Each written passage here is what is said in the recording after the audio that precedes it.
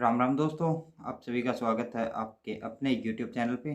तो दोस्तों आज 14 अप्रैल है, बार है रविवार। आज बात करते हैं हम फिर आज की खबरों की। तो आज की खबरों की बात करें तो बीजेपी का संकल्प पत्र आज जारी किया जाएगा। भाजपा लोकसभा चुनाव 2024 के लिए आज संकल्प पत्र जारी करेंगे। इसे दिल्ली स्थित भाजपा हेडक्वार्टर से जारी किया जाएगा। इस दौरान पीएम मोदी, भाजपा अध्यक्ष जेपी नड्डा, गृह मंत्री अमित शाह और रक्षा मंत्री राजनाथ सिंह भी मौजूद रहेंगे। पीएम मोदी ने मैनिफेस्टो के लिए 25 जनवरी 2024 को जनता से सुझाव मांगे थे। पार्टी को 15 लाख से ज्यादा सुझाव मिले। पार्टी संकल्प पत्र में केवल उन्हीं वादों को शामिल करेगी जो पूरे किए जा सकें।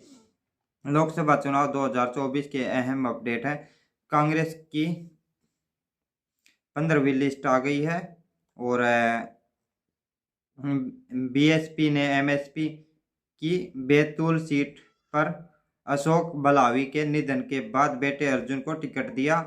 राजद का मैनिफेस्टो 1 करोड़ नौकरी, 200 यूनिट फ्री बिजली और 500 रुपये में सिलेंडर का वादा। पंजाब में अकाली दल ने 7 उम्मीदवारों का ऐलान किया। गुरदासपुर से दलजीत चीमा को टिकट दी गई। तो दोस्तों अब बात करते हैं अगली। तो दोस्तों राहुल गांधी बोले देश में जितना धन 22 लोगों के पास है उतना ही 70 करोड़ देशवासियों के पास। तो कांग्रेस नेता राहुल गांधी ने छत्तीसगढ़ के बस्तर और महाराष्ट्र के भंडारा में जनसभाएं की। उन्होंने बस्तर में कहा देश में 22 लोग हैं जिनके पास उतना ही धन है जितना 70 करोड़ देशवासियों के पास है। कांग्रेस सरकार आने पर महालक्ष्मी योजना शुरू की जाएगी। हर परिवार की एक महिला के खाते में हर महीने 8,500 रुपये डाले जाएंगे, यानी एक साल में 1 लाख रुपए मिलेंगे। इस तरह एक झटके में हम देश से गरीबी मिटा देंगे। प्रियंका बोली हमारे परिवार ने देश के लिए खून दिया है। प्रियंका गांधी ने उत्तराखंड में रामनगर में जनसभा की। उन्होंने कहा हमारे परिवार ने देश के लिए खून दिया है। ये मेरे परिवार को कितनी भी गालियां दें, मेरे शहीद पिता का अपमान करें, लेकिन हम चुप रहते हैं क्योंकि हमारे संघर्ष को नहीं समझते। जो और प्रियंका ने कांग्रेस सरकार आने पर अग्निवीर योजना को खत्म करने का वादा किया है। तो अब देश के युवा देखते हैं किस तरफ जाते हैं, कांग्रेस की तरफ जो अग्निवीर को समाप्त करना कर रही है और या फिर बीजेपी की तरफ जिसकी ये नीतियां हैं। तो दोस्तों अब चलते हैं अगली खबर की तरफ। बात करते हैं बॉर्नवीटा जैसे प्रोडक्ट हेल्थ ड्रिंक नहीं, सरकार ने उन्हें ई कॉमर्स प्लेटफॉर्म पर इस कैटेगरी से हटाने को कहा है। Ministry of commerce and industrial ने हेल्थ ड्रिंक को लेकर एक नोटिफिकेशन जारी किया। इसमें ई कॉमर्स कंपनियों से बॉर्नवीटा सहित दूसरी ड्रिंक को हेल्थ ड्रिंक की कैटेगरी से हटाने को कहा है। राष्ट्रीय बाल अधिकार संरक्षण आयोग एनसीपीसीआर ने जांच में पाया कि food safety and standard authority of India FSSAI ने जो मानक तय किए हैं उनके हिसाब से बॉर्नवीटा हेल्थ ड्रिंक की कैटेगरी में फिट नहीं बैठता। इसलिए बॉर्नवीटा को हेल्थ ड्रिंक की कैटेगरी से हटाया जाए। तो अभी अपने इंडिया के अंदर 39,000 करोड़ का एनर्जी स्पोर्ट ड्रिंक मार्केट है। स्टडी के मुताबिक यह मार्केट 39,000 करोड़ से इसका साइज 2028 तक सालाना 5.71% की ग्रोथ के साथ बढ़ने का अनुमान लगाया जा रहा है।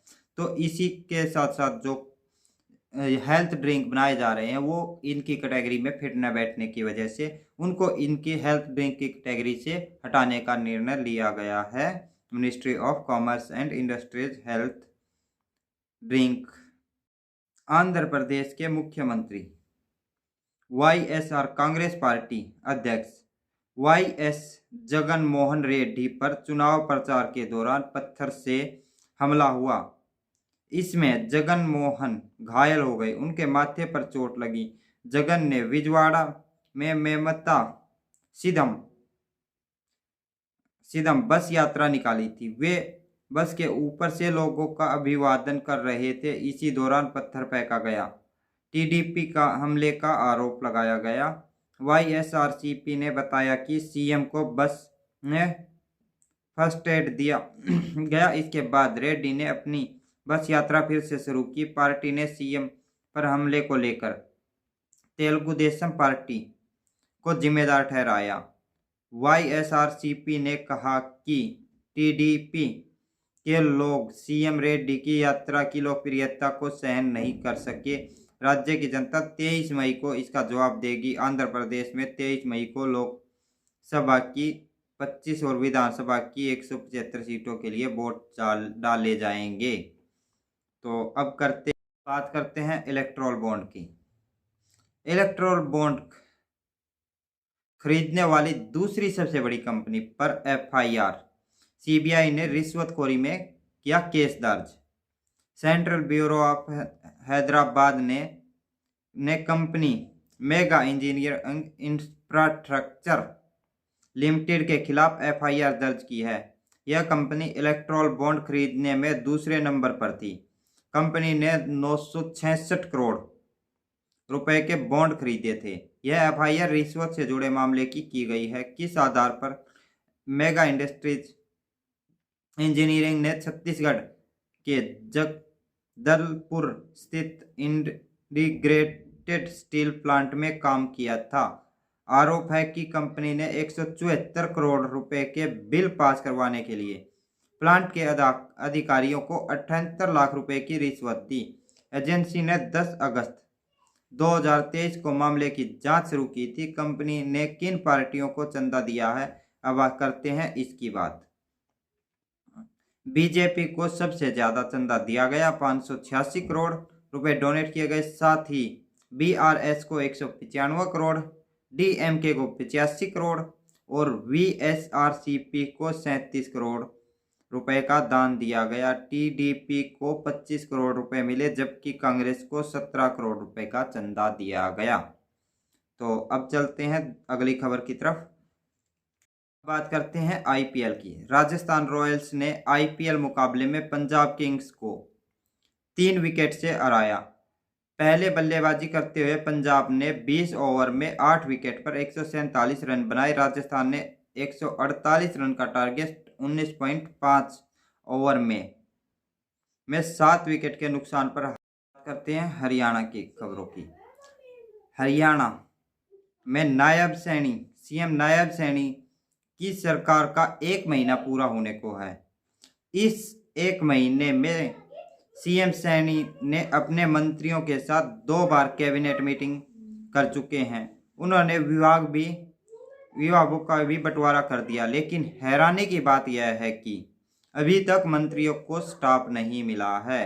अभी सीएम सैनी का मंत्रिमंडल बिना स्टाफ के ही काम कर रहा है। ऐसे में मंत्रियों को काम करने में काफ़ी दिक्कत आ रही है। अभी सरकार में सिर्फ 3 मंत्री ऐसे हैं जिनके ऑफिस स्टाफ के लिए ऑर्डर हुए हैं। अन्य 10 मंत्री बिना स्टाफ के ही काम कर रहे हैं। सैनी सरकार में मुख्यमंत्री सहित 14 मंत्री शामिल हैं। 6 कैबिनेट मंत्री, 7 राज्य मंत्री, 1 स्वयं सीएम शामिल हैं।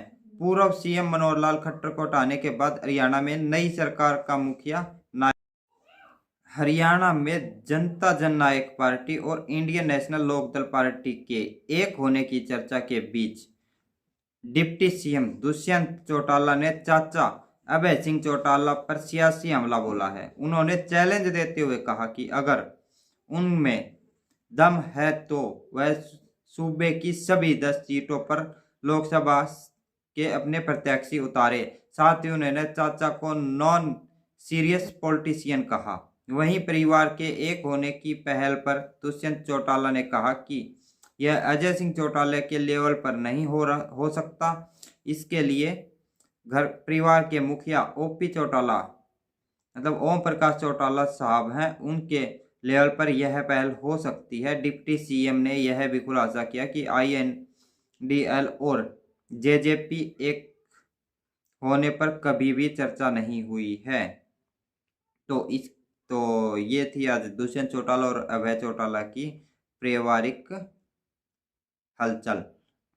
एक तरफ दुष्यंत चौटाला आरोप लगा रहे हैं कि अभय चौटाला अपनी पार्टी को 10 के 10 कैंडिडेटों को खड़े करे और टिकट दे। तो दूसरी तरफ इंडियन नेशनल लोकदल पार्टी अपनी साख बचाने की कोशिश में है। वो चाहती है कि सिर्फ ज़्यादा नहीं तो जो सीटें हैं उनमें से कम ना हो, कम से कम 2% वोट तो वो ले ही पाएँ अपना सिंबल को बचाए रखने के लिए।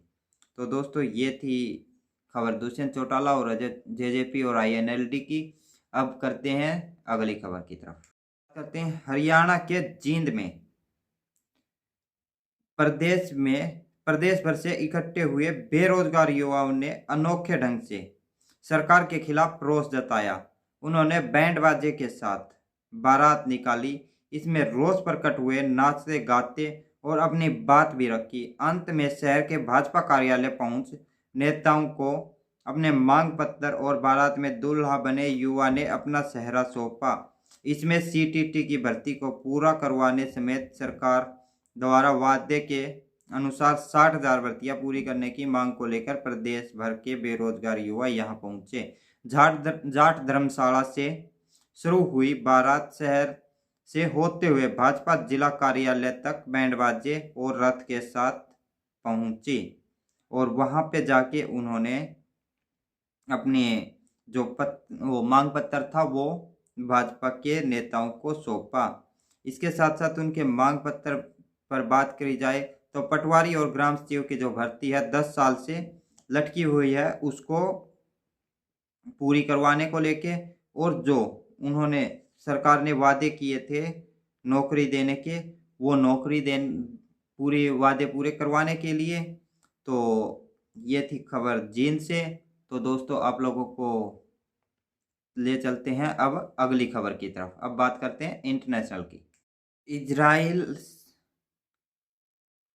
भारत आ रहे इजरायली अरबपति के जहाज पर ईरानी सेना ने कब्जा कर लिया है। इस पर 17 भारतीय भी सवार थे। ईरानी सेना ने ओमान की खाड़ी से होर्मुज़ के पास होते हुए भारत आ रहे एक कार्गो शिप को कब्जे में ले लिया है। 25 क्रू मेंबर वाले इस जहाज पर 17 भारतीय हैं।